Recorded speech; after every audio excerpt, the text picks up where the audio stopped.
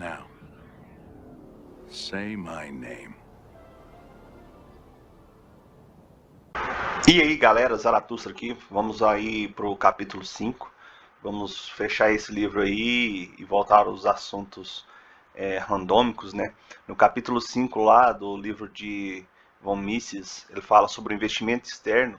Investimento externo, né, é o capital, é investir capital em recursos no exterior, né? Como o nome já diz, você vai pegar, você tem recursos, você é um país com muitos recursos, isso aconteceu lá na Evolução Industrial, né? Após a Revolução Industrial, aliás, ele tinha bastante capital ali, né? Expandiu bastante e não tinha mais lugar para crescer lá na Inglaterra, né? E aí eles tinham dinheiro sobrando e eles investiram no exterior. Então, quando que isso aconteceu, né?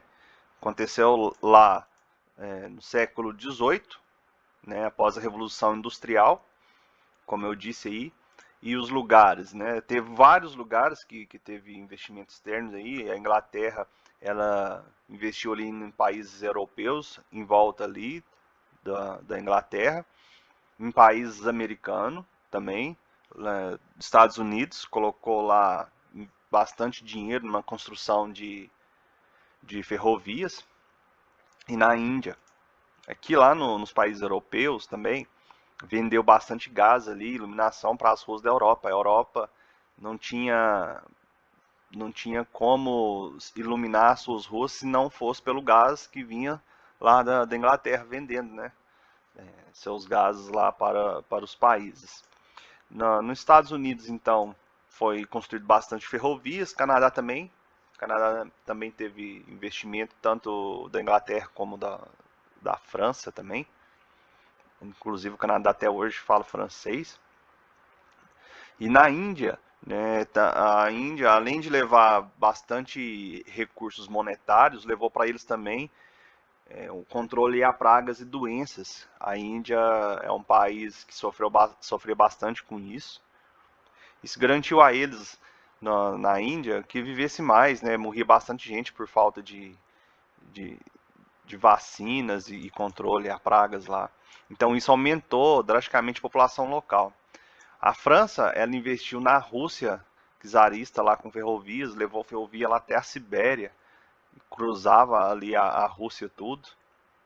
Então a Rússia teve bastante investimento da França naquela época. E por quê? E por que tinha esse investimento, né? Por que eles pegavam esse dinheiro e investia ele, injetava em outros países? Que é aumento da produtividade e riqueza da Inglaterra. Ela tinha muitos recursos para gastar. E o maior motivo disso, né, foi procurar mão de obra mais barata em outros países. Se tinha outros países que eram subdesenvolvidos, então a mão de obra era mais barata. Então todo aquele dinheiro que eles investissem lá era multiplicado várias vezes, ao invés de injetar o próprio dinheiro na Inglaterra, né? Então teve uma maior exportação para esses países devido à mão de obra mais barata. Então qual foi a consequência disso daí? Os países menos desenvolvidos recebiam investimentos e com isso o país que está recebendo aquele dinheiro ele vai se desenvolver no processo, né? O país vai receber uma quantia ali, enquanto isso vai gerar o comércio, vai gerar mais empregos, mesmo que seja mão de obra mais barata, mas ali incentivam os empregos, né? Então vai modernizar aqueles países, vai melhorar a infraestrutura de modo geral, tecnologias e vacinas, né? A vacina também, como foi lá no caso da Índia, remédios e vacinas, prevenções, etc. Países que não conseguem gerar poupança internamente se beneficiam desse investimento externo. O que ele quis dizer com isso? Um país que não consegue gerar recursos, né, ele não tem ali, por exemplo, ele não é produtor de petróleo, não é produtor de nada, de alimentos, nem cana-de-açúcar, nem têxtil, nem nada. Então ele vai ser beneficiado disso daí, porque ele não consegue ter ali poupança interna, né, no país. Então isso é bom para o país que recebe aquele dinheiro. Certo. Aí, quais são os problemas então que a gente pode ver com isso? A Inglaterra então acreditava na honestidade dos países em pagar suas dívidas. Pensa assim, você está recebendo dinheiro, você fica em dívida com aquele país que está te ajudando ali, ajudando entre aspas, né? Porque na verdade eles estão captando recurso em cima. Só que na União Soviética, ela expropriou as propriedades estrangeiras lá. A França investiu e aí ele pegou e disse que tudo aquilo lá não era mais da França, era a partir daquele momento da União Soviética. Então veio um freio no investimento no exterior. Então quando eles viram isso daí, eles já ficaram um pé atrás, porque eles acreditavam que as pessoas iam pagar suas dívidas, né, os países. Os sindicatos. O sindicato é uma reforma forçada para a melhoria de salários da classe trabalhadora. Então pensa lá que o país estava investindo e eles queriam mão de obra mais barata, mas os sindicatos eles forçavam ali a melhoria de salários, melhoria de condições e tudo mais. O sindicato eles não eram amigáveis, por assim dizer, fazia greve, etc, todas essas coisas aí. Então isso aí foi um problema que eles enfrentaram quando eles começaram a injetar dinheiro no capital, no mercado externo, eles viram os sindicatos dando problemas para eles lá. Então teve a comparação dos salários dos países em desenvolvimento com países envolvidos, os sindicatos pegavam e se comparavam, né? Se lá na Inglaterra o rapaz lá, o peão de fábrica ganhava valor X, eles queriam uma equiparação de salários, mas lá o custo de vida é outro país, é outro sistema, etc. Mas os sindicatos, eles tentavam aí meio que forçar a barra nessa questão aí. O valor pago ao setor trabalhista da indústria, ele tem que ser menor que o preço de custo do produto. Então, quando pensa, isso aqui é a base de qualquer indústria, qualquer mercado. Se você está tendo um custo X para produção, se você está produzindo um produto ali, mas você tem um gasto ali com as mãos de obras dos operários, você tem ali toda a classe trabalhista ali dentro da sua indústria, mas você também tem um custo da matéria-prima, transporte, etc. Aquele produto final, o valor do produto final tem que ser menor, né? Aliás, tem que ser maior do que o custo que ele foi gerado. E o sindicato não estava nem aí para isso.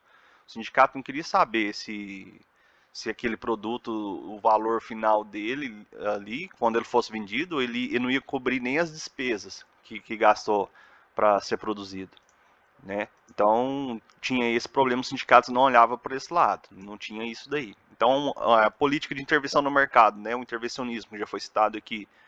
Então, ter uma tributação excessiva pode desincentivar o investidor estrangeiro. Então, quando o cara quer, o país ou a empresa lá, a Big Tech quer empreender num país, e se a tributação for excessiva, eles não vão querer investir, eles vão ficar pé atrás. Por isso que a Irlanda ela é bastante desenvolvida, cresceu bastante por causa disso, porque lá é um dos países com a menor tributação do mundo. Então toda empresa, mesmo as empresas que não atuavam lá, tem sede lá. Por quê? Para concentrar seu capital lá nessa empresa e pagar menos impostos. Então, quanto menos impostos a empresa tem, mais dinheiro ela tem para reinvestir, né, em novas melhorias, novas tecnologias, ou empregar mais pessoas, produzir mais, etc. Então, outro problema do investimento externo é a expropriação, como aconteceu na Rússia. Então, isso gera uma falta de confiança no mercado. Estabilidade jurídica e política, que é o que acontece hoje no Brasil. Se você não vai querer investir num país onde a qualquer momento um juiz pode dar uma canetada e te tomar tudo, ou te gerar uma multa aí, como foi no X. Então, isso daí é um problema para um investimento externo. Por isso que a tendência aí é de ter menos investimentos vindo do exterior, né, no Brasil. Outro problema, então, é a migração. Caso não houvesse fronteiras, vamos imaginar o seguinte. Aliás, aqui já não é problema. Von Mises fala sobre imigração. Caso não houvesse fronteiras, então o mundo fosse sempre portas abertas, todo mundo pode ir para o país que quisesse, né? Você pode sair daqui, pode ir para os Estados Unidos se você quiser, sem visto nem nada. Não tem fronteiras. O mundo é um país só, né? Cada terreno, cada lugar tem suas leis, mas não tem controle de imigração. O que ia acontecer nesse caso? Então, os países grandes iam ter grande taxa de imigrantes saindo do país. Aliás, países com grandes taxas de emissão saindo do país. Então, aqueles países onde ele é subdesenvolvido, os países menores, onde tem maior desigualdade, eles vão para países mais desenvolvidos. Então, vai ter um aumento gradativo dos salários devido à baixa demanda. Nesses países onde a galera está saindo, né, emigrar é sair e imigrar é entrar, então esses emigrantes aí saindo do país, aquele lugar ali, como vai ter menos mão de obra, então o salário vai aumentar. E nos imigrantes que vão chegar lá nos Estados Unidos, por exemplo, eu coloquei os Estados Unidos aqui, mas pode ser qualquer país envolvido, pode ser Europa, pode ser Inglaterra, pode ser, sei lá, Alemanha, etc. Um país, um país onde vai ter grande taxa de imigrantes chegando, vai ter uma maior oferta de mão de obra. O que acontece? Menor salário, né? Então vai ter mais mão de obra chegando, então vai estar gente sobrando, aí os salários vão diminuindo. É o que acontece agora lá nos Estados Unidos. A, o Biden foi bastante tranquilo com as pessoas que chegavam lá. Eu já vi vídeo aí, muita gente falando que quem chega lá ilegal tem mais direito do que quem chega legal, quem chega com visto, porque você chega ilegal e pede asilo, eles vão te dar documentos, vão te dar lá o security number, um social security, não sei, um número lá, é como se fosse o seu CPF. Então, quando você chega lá ilegal, você tem isso e você precisa disso para trabalhar nas empresas lá. E quem chega com visto não tem esse número. Então é mais vantagem chegar ilegal do que chegar legal. E isso saturou bastante o mercado lá, chegou bastante gente, chegou bastante mão de obra. E o que aconteceu nesses lugares onde concentrou lá os imigrantes? A galera está trabalhando lá por pouco. Porque, como tem muita gente querendo serviço, vamos supor que pagava ali $15 a hora, ou $20 a hora. Tava pagando 20. Tem muita gente querendo, fala assim, ó, vou te pagar 18. O cara vai. Aí vou te pagar 16. Aí o cara, não, 16 eu não vou. Se você não vai, tem outro que quer. Então sempre vai ter alguém para suprir aquele lugar, porque o cara tá lá e ele tem que trabalhar, senão ele não come. Então ele vai trabalhar que seja por mínimo, chegando até um ponto de ter galera trabalhando por comida, se for preciso. Então isso acontece com os afrouxamentos lá das fronteiras, com as leis não foram rígidas, e aí a galera foi só entrando, né? Então, após grandes movimentações e migrações dos países, então pensa assim, igual hoje tá ruim nos Estados Unidos, então eles vão para o Canadá. Tá ruim também, vai para outro lugar. Então, a galera ia migrando para todos os lugares, se não tivesse fronteiras, né? E ia chegar um momento em que o mundo todo ia estar equiparado, os salários iam estar equiparados de um país com o outro. Por quê? Porque o lugar que tivesse mais vantagem ia chamar a atenção de mais gente, e a galera ia para lá. E aí, o livre mercado vai regular isso daí. Quando muita gente for para lá, então a mão de obra vai diminuir. Então, aquele lugar onde a galera saiu vai aumentar. Então, vai chegar um momento que vai ter um equilíbrio. Então, os salários vão se equivaler no mundo inteiro. Todo lugar vai ser praticamente ali igual, né? Os salários iam se equiparar. Então, falando sobre investimento externo, né? Então, o que é um equívoco quando a gente fala do investimento externo? Esse vídeo é o vídeo mais rápido, né, do canal sobre esse assunto aí do Von Mises, e não tem muito o que dizer sobre investimento externo. Vamos concluir aqui. O equívoco da galera achar é que é uma exploração estrangeira, que a galera vai injetar capital aqui no país e eles vão sugar tudo e depois vão embora, né? Mas isso daí é um equívoco, porque vai gerar um intercâmbio vantajoso para ambas as partes, né? Como foi dito ali em cima, o país que recebe investimento ele vai melhorar a infraestrutura, vai trazer tecnologia, né? Vai trazer investimento, vai gerar trabalhos, vai gerar muitos empregos para a galera. Então o país ele recebe investimentos, se beneficia do aumento da produtividade, geração de empregos, etc.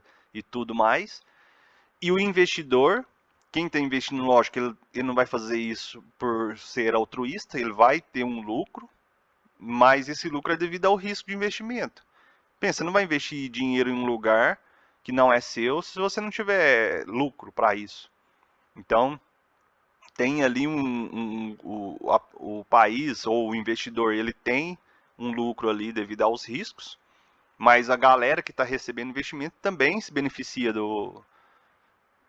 daquele investimento. Então, é um intercâmbio vantajoso para ambas as partes. Então, o investimento externo, ele acontecia bastante, né, após ali a Revolução Industrial, ocorreu bastante e teve ali uma freada depois que a União Soviética ela expropriou, né, as ferrovias lá da França.